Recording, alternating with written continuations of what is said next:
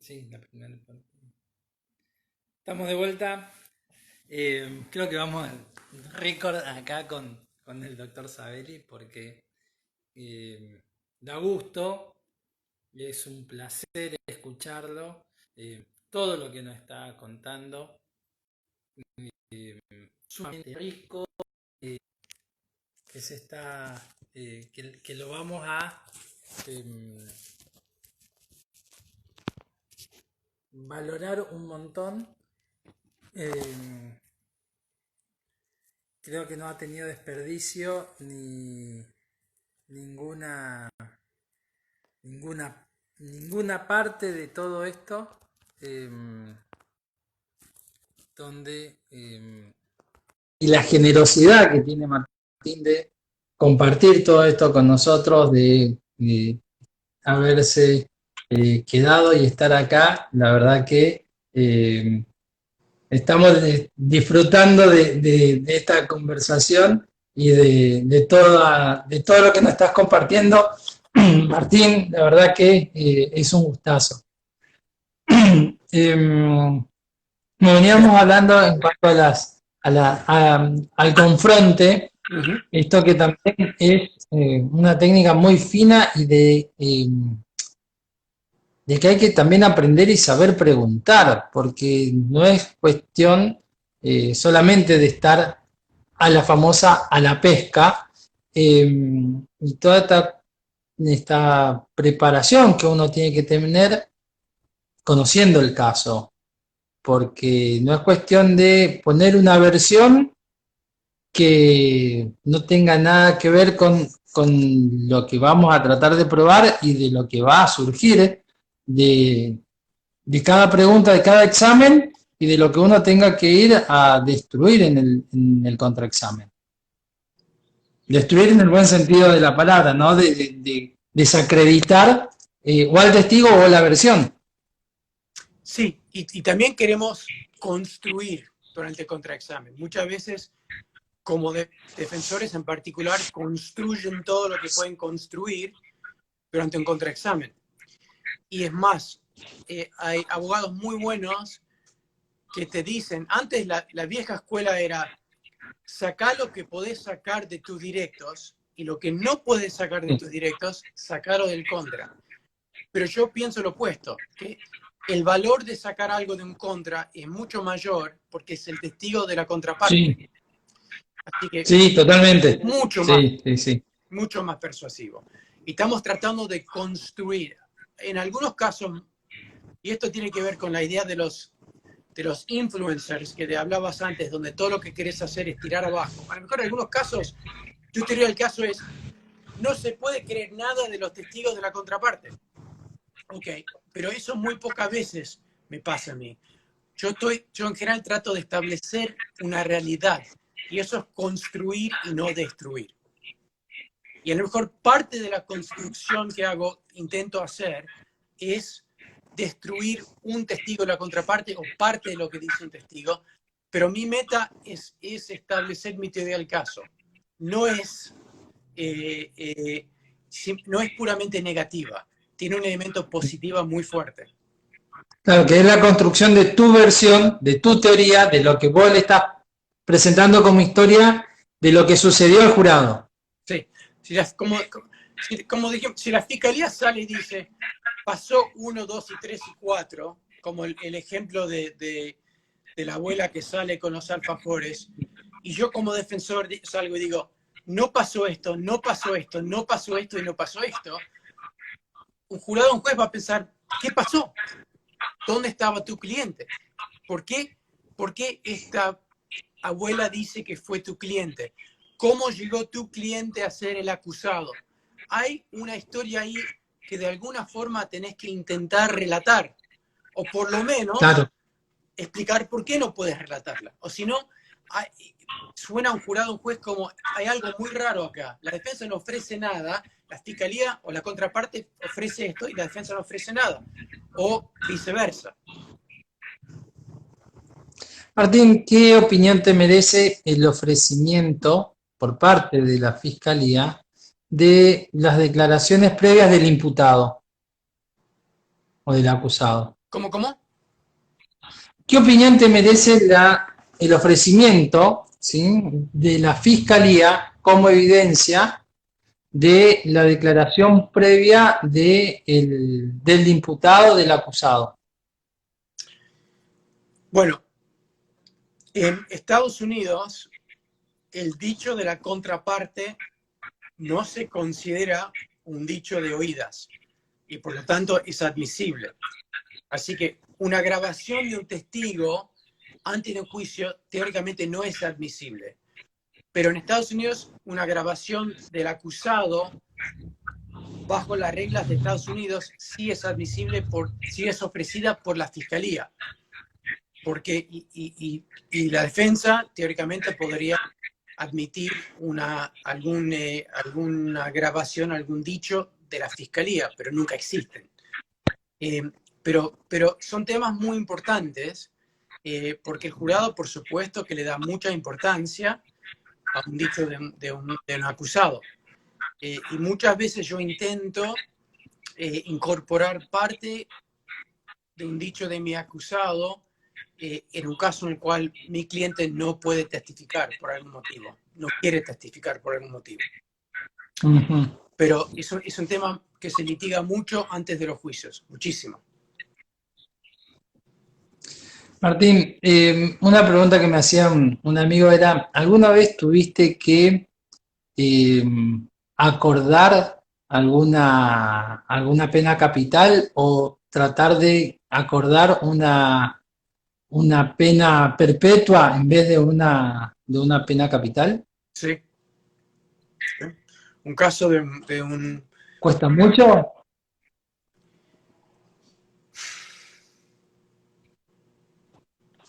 Sí, sí. No fue un caso en el cual teníamos la idea de poder ganar un juicio de culpabilidad.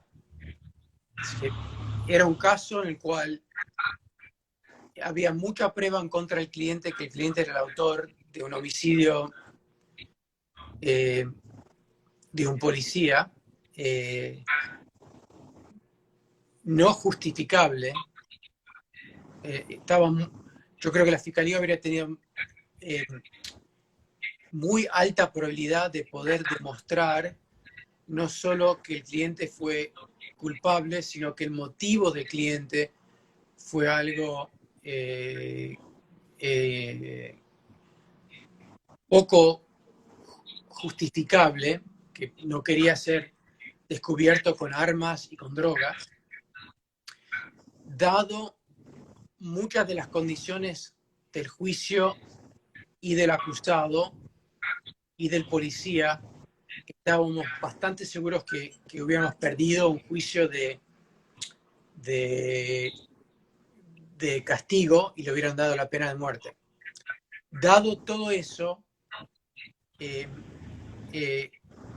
cuando nos ofrecieron esta posibilidad, que tenía mucho que ver con la actitud del padre y no de la madre de la víctima, porque yo no digo víctima siempre, pero en este caso sí hubo una víctima.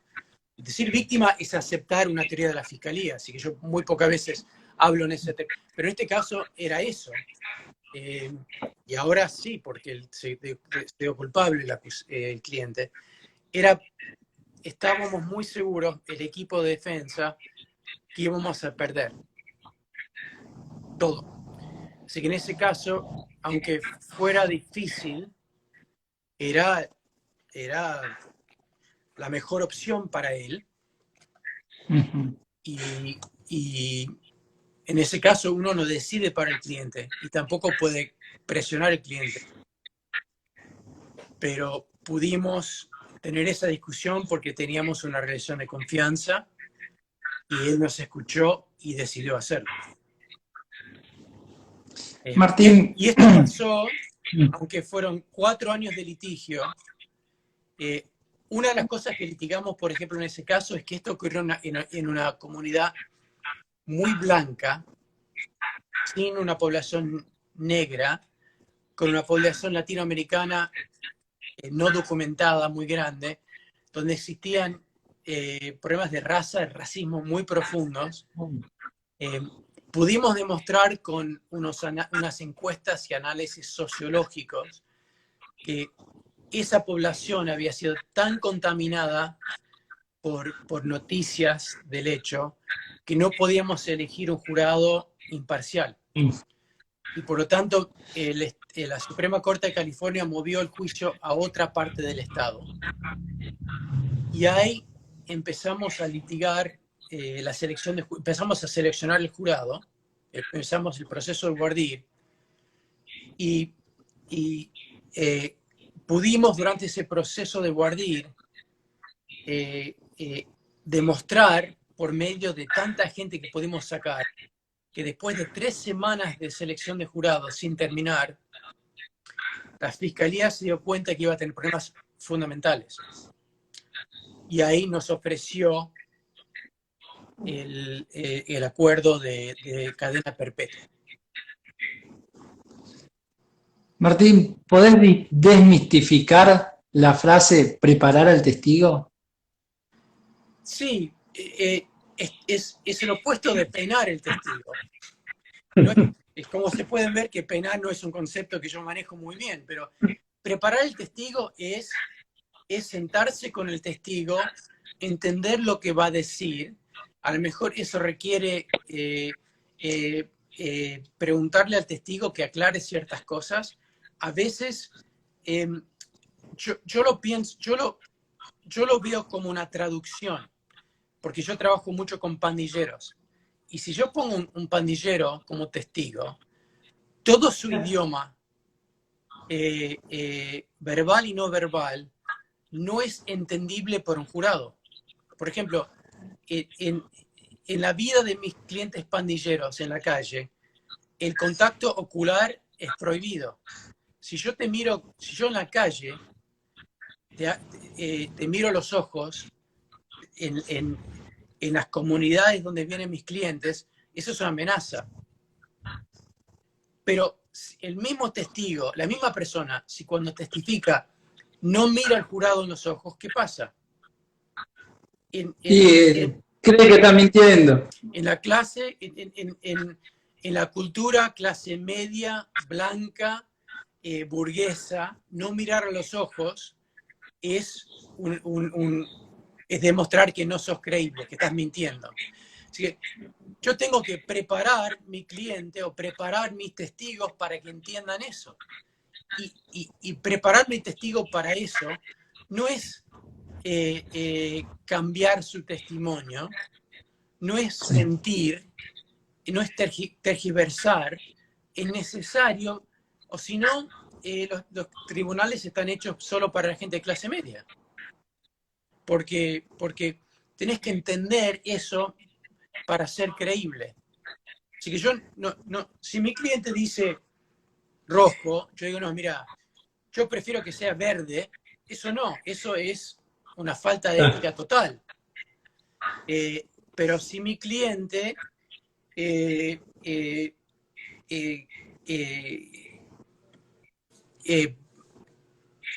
no quiere contestar una pregunta, yo a lo mejor tengo que indagar y entender por qué no la quiere contestar. No le quieren contestar porque alguien lo está amenazando, no le quiere contestar porque no sabe, no le quiere contestar porque la verdad lo daña. Eso es un proceso que ocurre dentro del marco de reglas éticas. Y los abogados tienen que ser éticos. Para eso tenemos que tener reglas de ética. Y cuando son violadas, tenemos que tener consecuencias. Sí, totalmente de acuerdo. Y es más. Dentro... Los jueces dicen ahora que no quieren, que de alguna manera la preparación es algo negativo. Pero imagínate un juez que viene un testigo de la fiscalía, el fiscal lo sienta, y un directo que tendría que ser un directo corto de 5 minutos, dura 1 hora y media porque nunca se sentaron juntos. O el fiscal trae testigos que no tienen nada que ver y el fiscal le pregunta, ¿usted sabe por qué está acá? No, la verdad, doctor, no sé por qué estoy acá. Es una pérdida de tiempo. Y es una pérdida de tiempo para los jueces, para los jurados. La preparación ética es necesaria para que los juicios por jurado o cualquier juicio prospere, en el sentido de que sean procesos en los cuales se ofrezca la prueba necesaria para decidir. ¿Es conveniente que el abogado que lleva el caso sea el que prepare o hay que tener un equipo para que pueda obtener la información y brindárselo al abogado que lidere el debate? Depende del tamaño del juicio, en términos del caso, en términos del equipo de abogados. Pero yo creo que siempre tenés que tener investigadores. ¿Por qué? Porque los casos penales se ganan en la calle, no se ganan en los libros. Y yo éticamente no puedo ser un testigo y un abogado.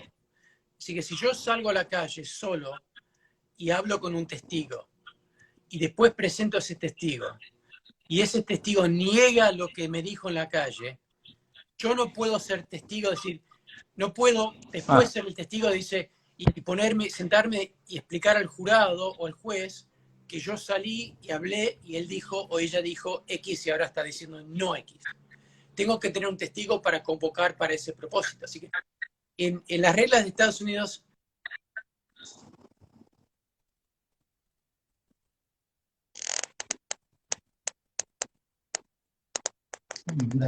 no tener un investigador para respaldar hechos necesarios para comprobar. Algunos casos son chicos, un delito menor con un testigo. Otros casos con 40 compacts llenos de documentos bancarios. Yo necesito un equipo de abogados, de investigadores, de gente capaz de juntar y organizar la información, de contadores forenses. Así que eso realmente depende del tamaño del caso. Pero la idea de que un abogado solo o solo abogados participan en la defensa me parece equivocada. Necesitamos investigadores y otros profesionales.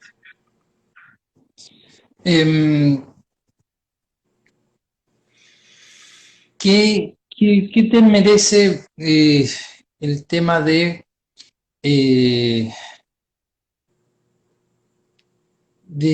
estas etapas que nosotros estamos viendo de transición? Había una pregunta ahí. Las instrucciones que llevan los jueces. Sí, la tenemos que tener, lo mismo que las reglas de evidencia. O si no, uno no puede saber a qué está apuntando.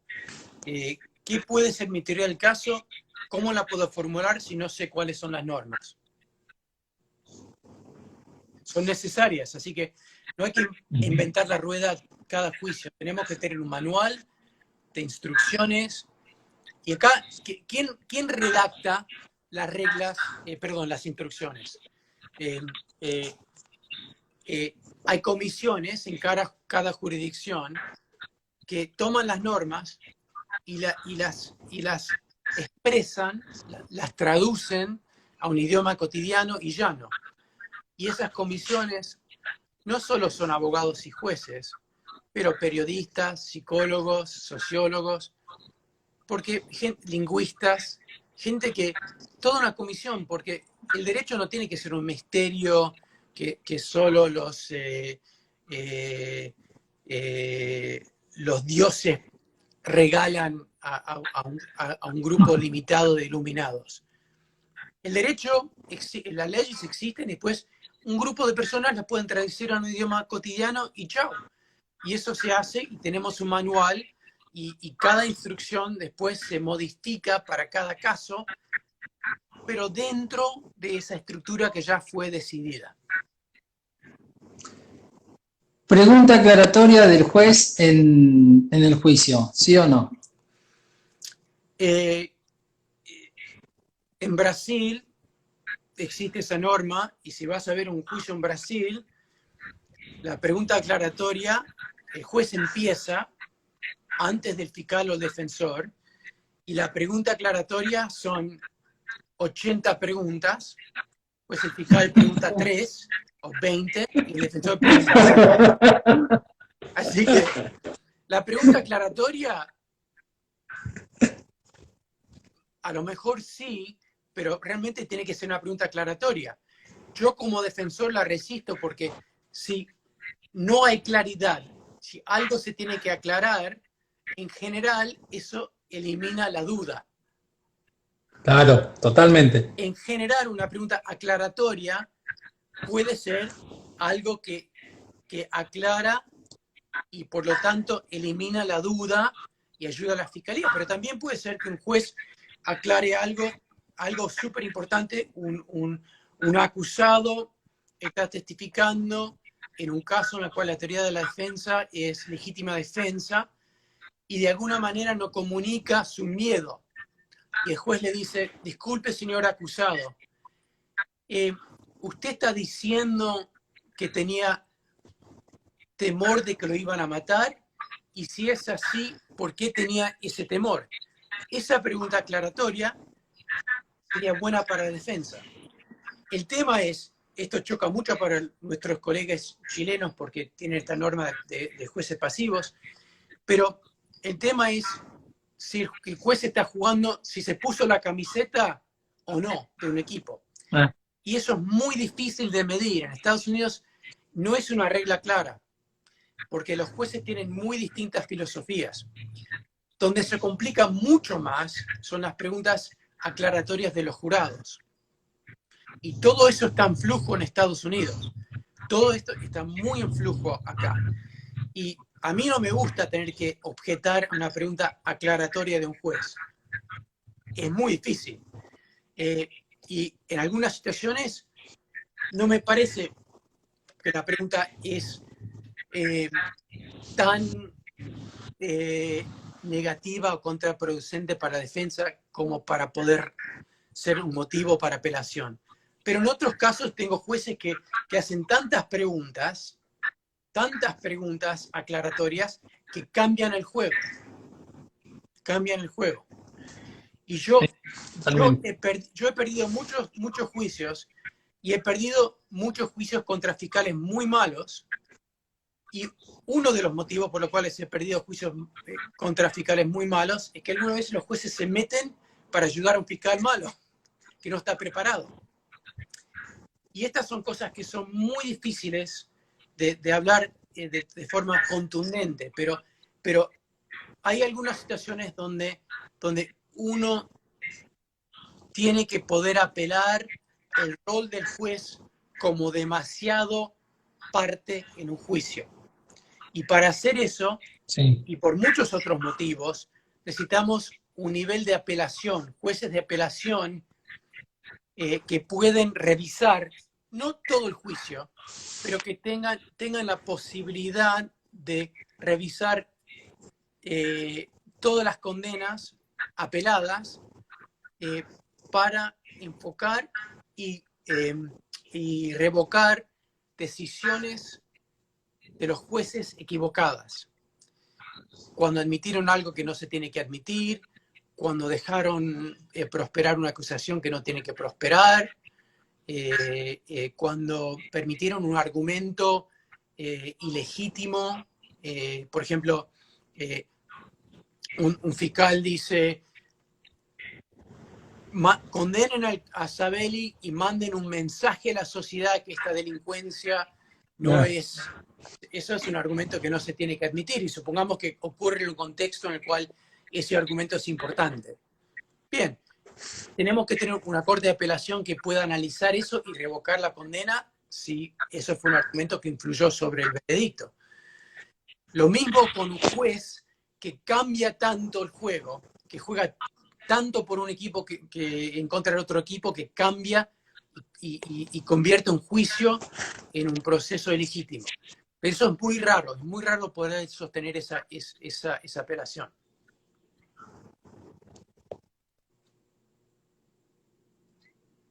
Bien, bueno, esto es algo parecido a lo que habíamos hablado de en cuanto a la pregunta del imputado, de la declaración previa, respecto de el imputado sea confrontado con su declaración en el debate con alguna declaración previa.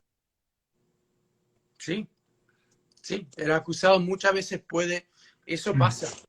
O la fiscalía en Estados Unidos puede simplemente ofrecer la declaración si quiere ofrecerla porque es un dicho de la contraparte. Así que ese sistema solo es sostenible si el acusado realmente tiene el derecho de declarar antes del juicio. Y acá tenemos normas que teóricamente permiten a un acusado no declarar, a decir no quiero declarar y no ser obligado a hacerlo. Pero la verdad es que muchos acusados, muchos sospechados, gente detenida declara porque sienten la presión de declarar. Pero la idea de ofrecer una declaración del acusado solo es sostenible, creo yo, si tiene el derecho de negar de declarar. Si hay un sistema donde tienen que comparecer en la fiscalía y están obligados a declarar, no me parece legítimo después ofrecer esa declaración contra esa persona, porque es una declaración obligada, compulsoria, no es voluntaria. Sí. Y siguiendo más o menos esa línea, ¿qué opinión te merece el perjurio? La imposición del perjurio respecto del acusado. ¿En qué sentido? Si se Y puede en acusar. cuanto a esta doble carga de decir, bueno, si además vemos que mentís, te vamos a hacer un proceso por la falsedad, por la mentira, por el perjurio hecho acá. Cosa que habíamos, como cuando arrancamos la charla, ya hace 2 horas hablábamos de este derecho a mentir o no mentir, y que como tenemos acá la, el, el derecho a no autoincriminarse, eh, y la cuestión esta del perjurio, que no lo tenemos acá en la Argentina respecto del acusado, pero bueno, sí lo tienen allá en Estados Unidos. Yo creo, esto queda dentro del criterio de discrecionalidad de la fiscalía. Y en parte es así en Estados Unidos porque en la etapa de cesura de sentencia, un fiscal podría pedir que dentro de la discrecionalidad de la pena, del castigo, se castigue un poco más a una persona que mintió. Si sumamos, tenés en un extremo alguien que elige darse culpable el día que lo acusan. En el otro extremo tenés a alguien que hace un juicio, que no hay nada malo con eso, es un derecho hacer el juicio, obligar a Sí, totalmente. pero durante el juicio miente no una vez, pero 10 veces. Miente sobre cosas que son comprobables como mentiras. También inventó pruebas documentales que se han demostrado que esta persona las inventó, y aparte de eso, destruyó otras pruebas. Bueno, en el primer caso, en un extremo, tanto la defensa como la fiscalía podría decir, esta persona merece una pena reducida porque aceptó su responsabilidad y se comportó de la forma X. Y el otro extremo merece, a lo mejor, la fiscalía decir, no, si inventás la prueba, si destruís prueba y se mentís 10 veces, sí ahí te vamos a acusar de algo.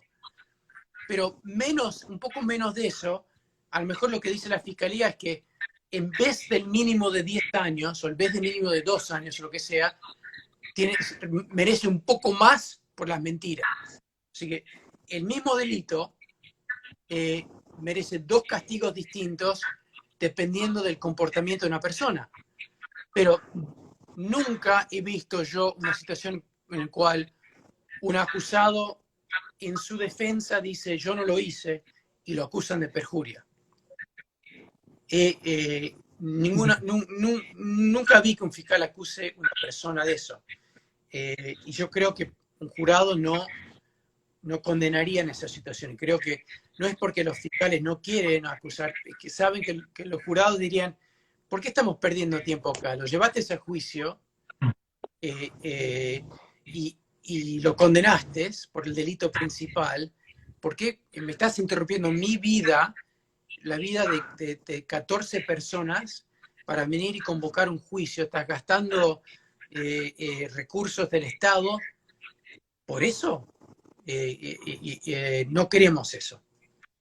Así que yo creo que los fiscales en general piensan así y no acusan por ese motivo. Pero yo puedo pensar que hay situaciones en las cuales sí uno tendría que hacer eso. Pero es poco común. Acá tenemos uno que dice, continuación de la pregunta, la defensa no lo advierte y el juez puede intervenir, se ve que sobre la pregunta que habíamos hecho sobre las preguntas aclaratorias del juez. Si no lo advierte, el juez puede intervenir en el verdict o su rol es totalmente pasivo. ¿Sí? En el rol de la defensa. En el verdict. ¿Sí? Del juez. En la audiencia de selección. Claro, el juez ve que el defensor no actúa, ¿sí?, en la selección y comienza a intervenir. ¿Cómo lo ves a esto? Esto es un tema muy importante en Argentina ahora en la transición. Sí. Porque en general no queremos que los jueces intervengan y se interpongan en las decisiones estratégicas de un defensor o un fiscal. Eso es cruzar la línea. El problema es que a veces, muchas veces ahora ante la transición, no por una falta moral, sino por falta de capacitación, falta de experiencia, hay litigantes que no saben lo que están haciendo. ¿Y qué hace un juez cuando se da cuenta que una persona puede perder su libertad? Porque el abogado que lo está defendiendo no sabe cómo hacer un guardián. Y es muy difícil, muy difícil. Y yo diría que un juez, es un tema que he hablado con muchos jueces argentinos en otras situaciones, es complicado. Y en algunas situaciones el juez puede intervenir en el sentido de preguntar a un defensor, por ejemplo, acérquense al estrado. Usted le estoy dando la oportunidad de hacer preguntas a los potenciales jurados. Si usted dice que no quiere hacerlas, ¿está seguro? ¿Tiene un motivo estratégico? No entiendo por qué no lo está haciendo. No le estoy pidiendo que me dé una explicación de su estrategia, pero quiero estar seguro que esta es una decisión estratégica bien pensada. Los jueces a veces hacen eso con la decisión de un acusado de testificar o no testificar. Usted sabe que tiene el derecho a testificar. Usted está eligiendo no testificar, ¿sí o no? No le quiero hablar de si tiene que testificar o no, si es bueno o malo. Quiero que usted entienda que tiene ese derecho y lo está y no quiere aprovecharse de ese derecho. Bueno, está bien. Y es muy difícil, porque no solo va a saltar durante el guardir, pero salta durante contraexámenes. El juez se da cuenta que no están ofreciendo pruebas.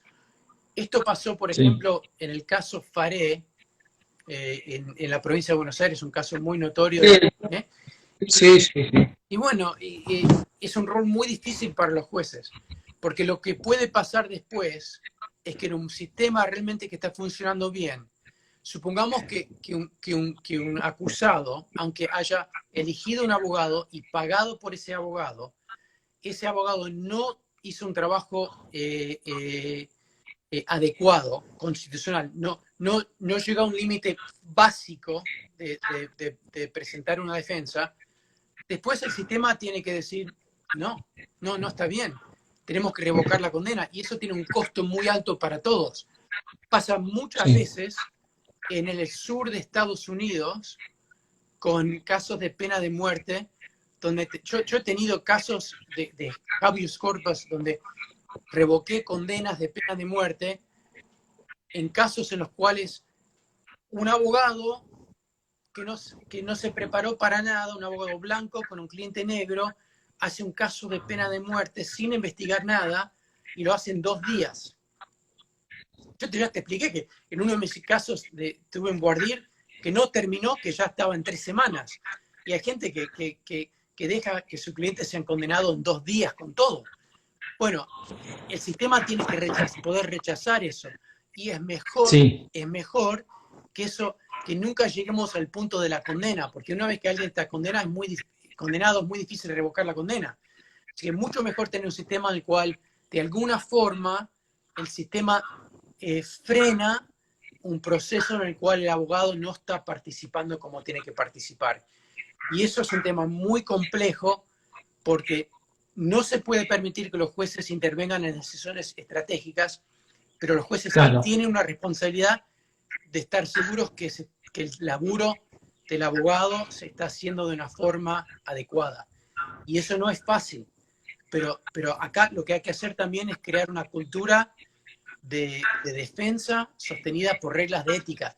Por ejemplo, la regla de ética no solo es no mentir, no solo es no peinar un testigo. Una regla de ética muy importante es tenés que investigar, tenés que llegar al jurado, al juicio oral preparado.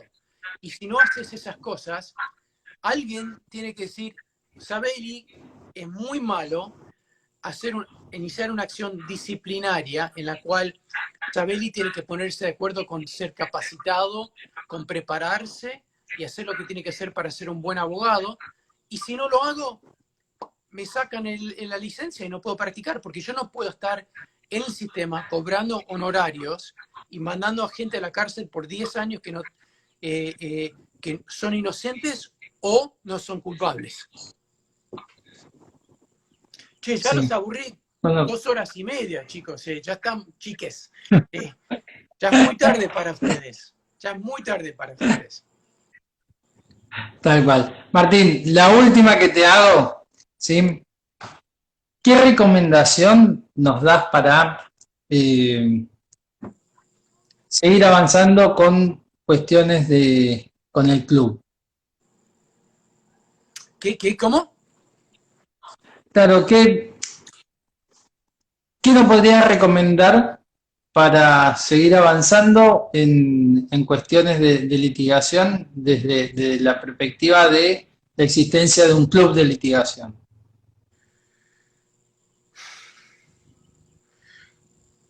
Yo diría que,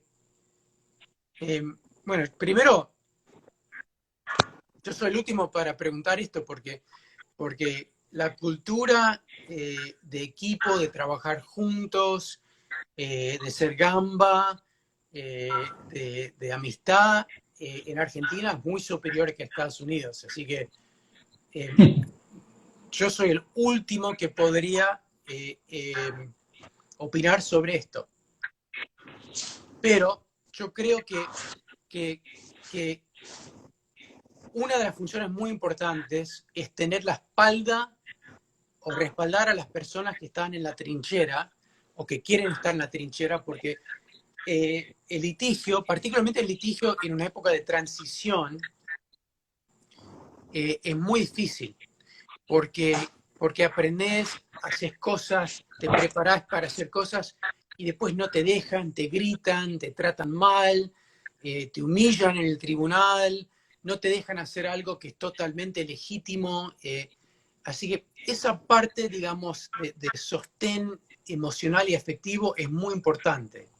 Así que yo diría que no nieguen ese aspecto es muy, muy importante. Eso se relaciona con el hecho de que también en la profesión de abogacía hay mucho alcoholismo, mucho estrés, temas, porque es una profesión muy, muy difícil y muy estresante. Así que, aparte de pensar los temas de cómo podemos litigar antes de un juicio, cómo podemos capacitarnos en destrezas de juicio orales, cómo podemos armar un equipo de litigio estratégico para que sea una cancha bien marcada y justa. Aparte de eso, ¿cómo podemos hacer para que todos podamos laburar en esta profesión 10, 20 años sin ver que nuestro... Porque yo he perdido muchos amigos en esta profesión. Gente que tuvo problemas de alcoholismo o infartos o divorcios o otros problemas porque es muy estresante, muy estresante. Así que buscar formas de acompañarnos y de respaldarnos. Es una cosa tan linda de la Escuela de Defensores que hacemos todos los años y de hecho realmente busquen la Escuela de Defensores, es un espacio muy lindo, nos seguimos apoyando por WhatsApp y por muchas otras formas. Es muy, muy lindo tener un grupo de gente que te entienda y que te apoye.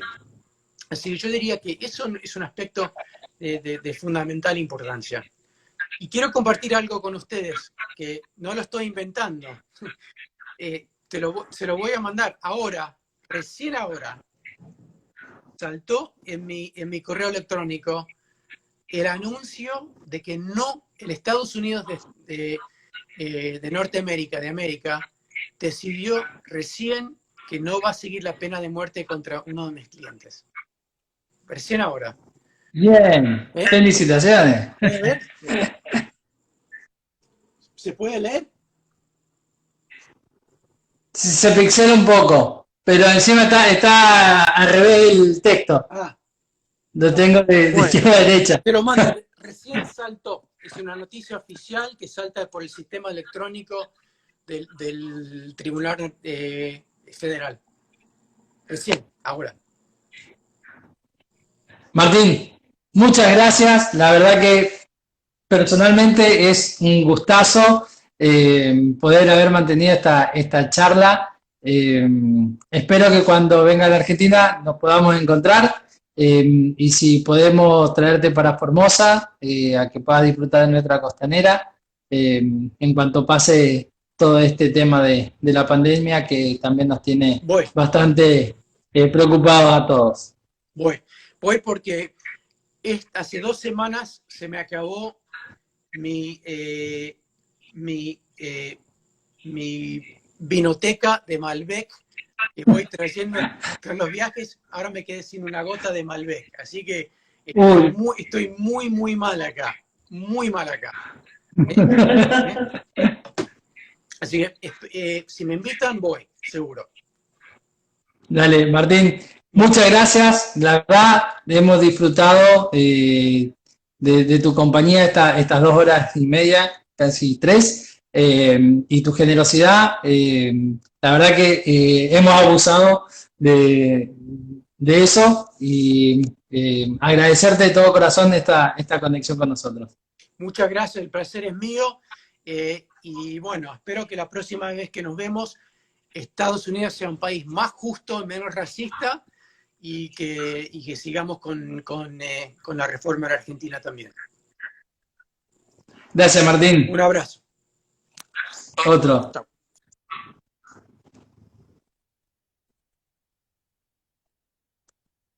Martín Sabelli.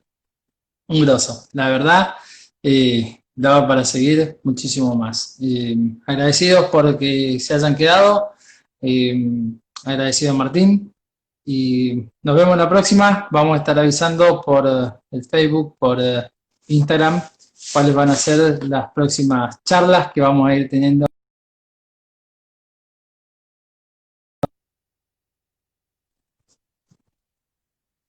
Impresionante. Y claro.